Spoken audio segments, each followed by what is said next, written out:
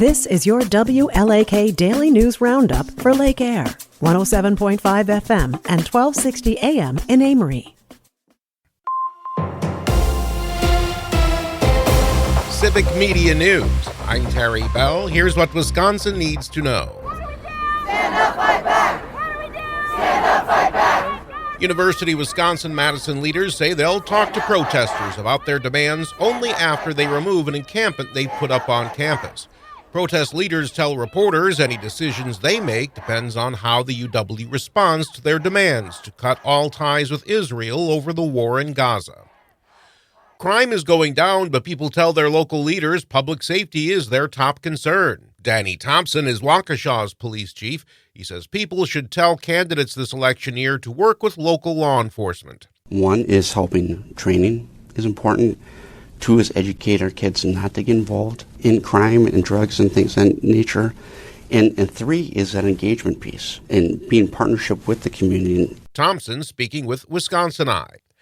A new CBS News poll finds Donald Trump and President Biden about even in Wisconsin. The survey of registered voters finds 50% back Trump, while 49% support Biden.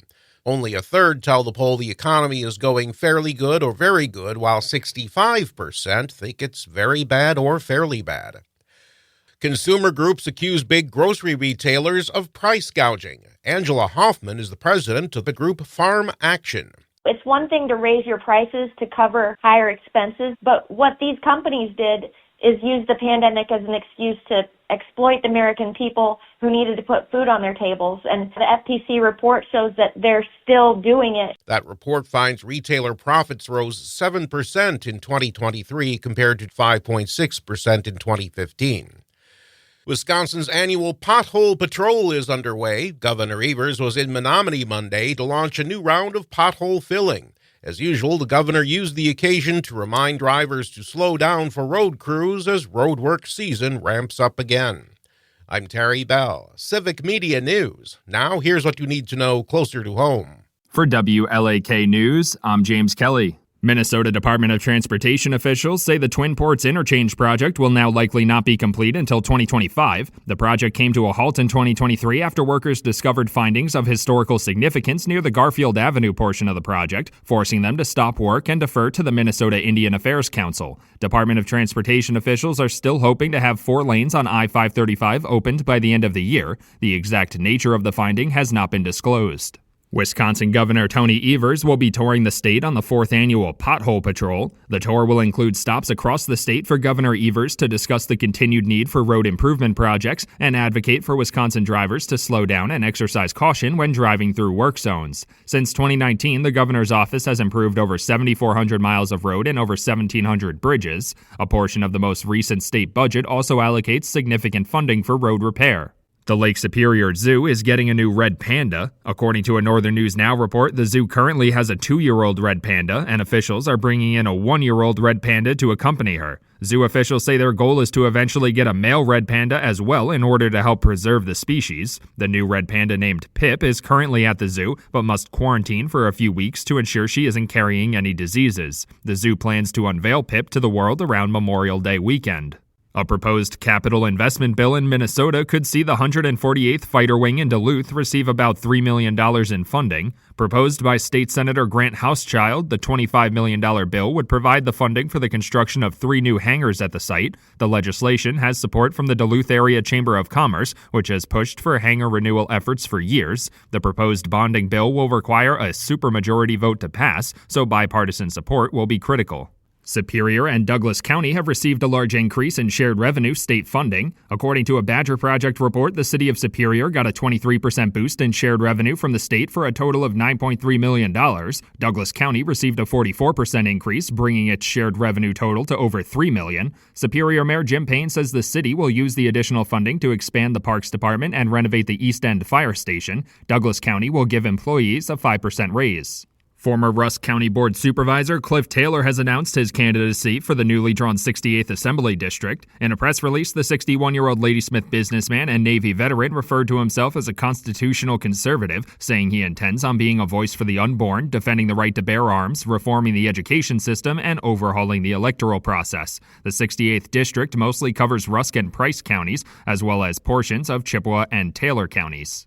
The Wisconsin Department of Natural Resources will be hosting a public meeting in Superior on walleye management in the St. Louis River and western Lake Superior area.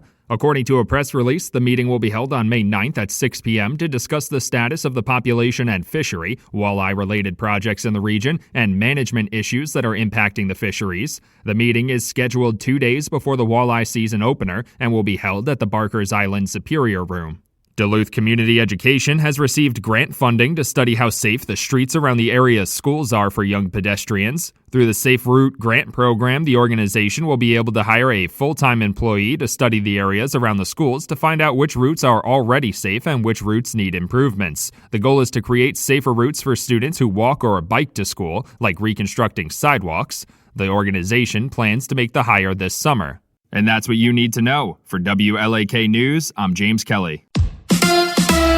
Giannis and Dame are doubtful. Hi, I'm Mike Clemens with sports. It comes down to tonight's Game 5 in order for the Bucks season to continue. The Pacers lead the best-of-7 playoff series 3-1. Giannis Antetokounmpo and Damian Lillard both listed as doubtful due to injury. Head coach Doc Rivers. Chris, I do know that he's going to be okay. He felt pretty good after the game again. Pat, we're going to have to get something check. I think it's his ribs or something, so we're not sure. Baseball, the Brewers losing to the Rays on a controversial interference call at the plate in the 9th inning. Tampa Bay walks away 1-0 at AmFam Field. NFL, the Packers drafted rookies coming to Green Bay for a minicamp this weekend. Well, I think it's going to be a very competitive situation. You know, it doesn't matter necessarily whether you're a second-round pick or you're a UDFA. I mean, our job is to find the best players to go out there and compete at a high level, and everybody's going to get an opportunity. That's Packers head coach Matt LaFleur. With sports, I'm Mike Clemens. I'm Pete with the 60-second Showbiz Beat. Zendaya's film Challengers aced the competition at the box office over the weekend. Pun intended. The sexy R-rated drama set in the world of tennis pulled in $15 million at the domestic box office. The movie was a hit with viewers under 35, and distributors think it could stay in the top spot until The Fall Guy is released later this month. The other new release that cracked the top 5 and finished at number 2 is Unsung Hero. Unsung tells the story of a family of Christian musicians. Rounding out the top 5 are Godzilla x Kong, The New Empire, Civil War, and Abigail. Are you not a fan of 3-hour movies? Well, you're not alone.